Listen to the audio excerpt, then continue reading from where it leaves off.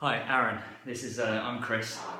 I said I'd make a video about the technique, and you got lots of advice and tips in writing. I think sometimes it's much easier to understand why do you have to change and what's the value of making any change to your technique.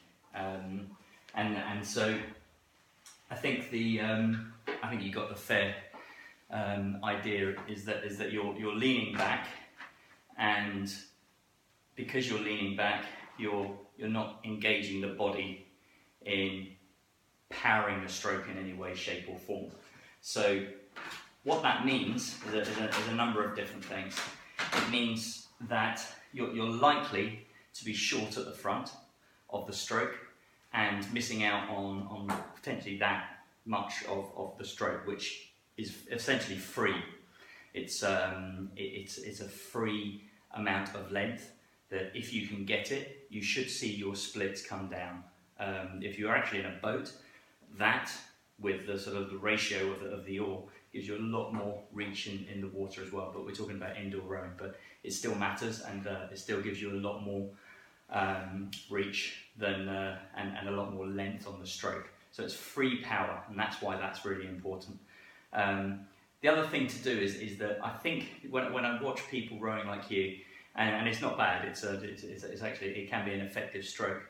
I think that what is the difference that can help to switch people's mindset is that rowing is a pushing sport. People think it's about pulling because they see one thing, which is the arms drawing in to the body. The reality is that 60% of the power comes from here, from the legs.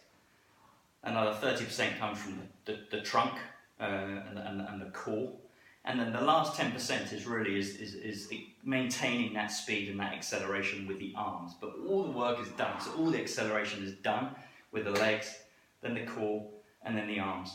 And if you're leaning back at the start like this, then you can't really engage the core, and you can't really engage the arms. So there's about 40% of your power that, not that you're not using it, but you're not engaging it in the same way that you could do.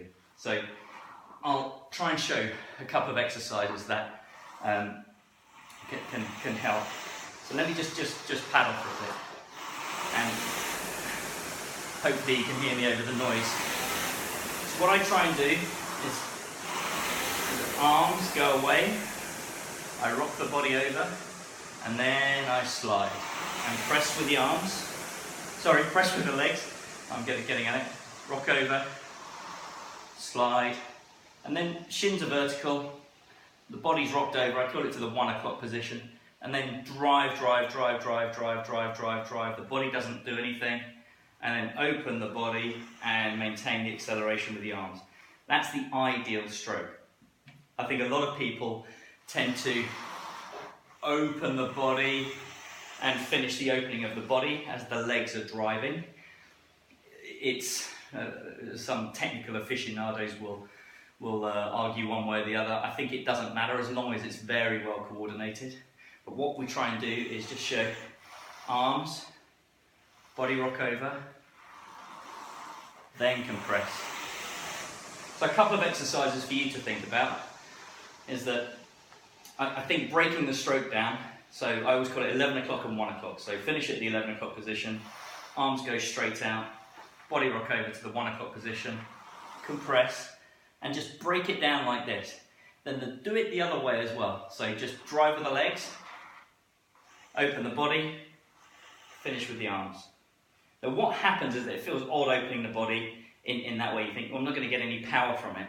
But again, once you've got the legs behind it really driving, you'll feel the difference. So do that again. So arms, body, slide, drive, open, accelerate. Arms, body, slide, drive, open, accelerate. So a couple of exercises that you can help. So those drills are really good to do at the start of any training session that you've got. Another good exercise to try and keep the body in sync is to just do drive exercise. So So I'm trying not to use my body at all.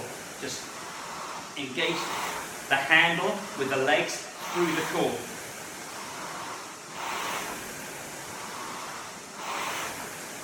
Now this is really all about getting your body in the right position. If you can do that, that's great. But this helps. Videoing yourself can help as well. Okay, and then try and get that into the sequence. So driving the legs, and then just opening the body. On the next one, I'll open the body. So you hear the difference in acceleration? Not using the arms yet. Okay, and then I'm going to introduce the arms on this one.